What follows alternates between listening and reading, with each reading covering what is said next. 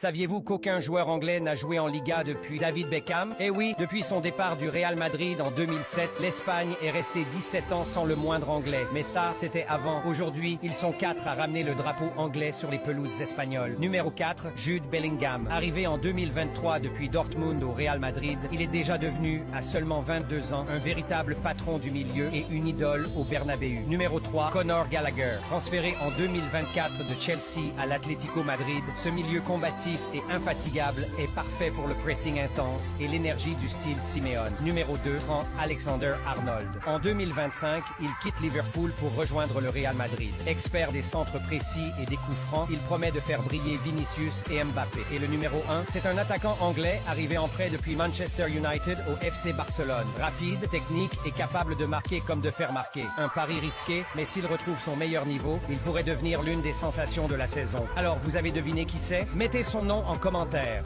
Messi a cessé de suivre l'un de ses anciens clubs. L'attaquant argentin suit 7 équipes de football sur Instagram, mais devine laquelle ne figure pas sur cette liste.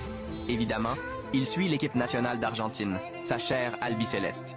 Ensuite, nous avons le Deportivo LSM, équipe qu'il a fondée avec Luis Suarez. Newell's Old Boys, l'équipe qu'il a formée à Rosario, ne peut pas manquer dans cette liste. Bien sûr, il y a aussi l'Inter de Miami où il joue actuellement.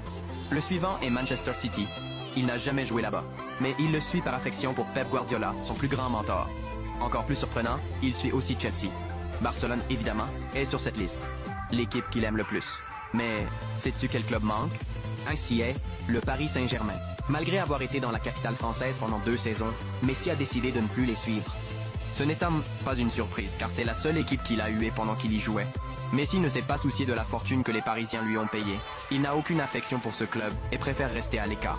Pour beaucoup, le mariage d'Hendrick est très louche. Et c'est assez compréhensible quand on voit ce qu'il y a sur leur contrat. Parce qu'Hendrick vient de se marier avec Gabrieli Miranda, même si c'était déjà marié en septembre 2024, dans une cérémonie plus privée. Mais dans ce mariage, il y a beaucoup de choses étranges. Primo, Gabrieli a 6 ans de plus que Hendrick. Quand ils se sont rencontrés, lui était mineur. Deuxio, la manière dont ils se sont rencontrés. Elle avait dit dans un podcast que quand elle avait vu Hendrick pour la première fois, elle savait pas qu'il était footballeur. Il était assis dans un centre commercial. Elle s'est dit, quel homme merveilleux. J'ai senti que c'était l'homme de ma vie. Elle est tombée amoureuse au premier regard. Et après, elle dit, elle a découvert qu'il jouait à Palmeiras. C'est peut-être vrai, mais ça reste quand même un peu bizarre. Percio, c'est ce qui m'a le plus choqué. Ils ont un contrat de couple. Dans ce contrat, l'acquisition de tout vie est strictement interdite, ainsi que les changements radicaux de personnalité. Ils doivent faire une activité de couple au moins une fois par semaine, où ils sont tous les deux. Il y a des mots qui sont interdits. Et si par malheur, il y en a un qui respecte pas ces règles, à la fin du mois, il doit donner à l'autre ce qu'il veut. Et comme elle l'a dit dans le podcast Pod Delas, une fois Hendrick n'a pas respecté cette règle. Et donc, il a dû offrir le dernier iPhone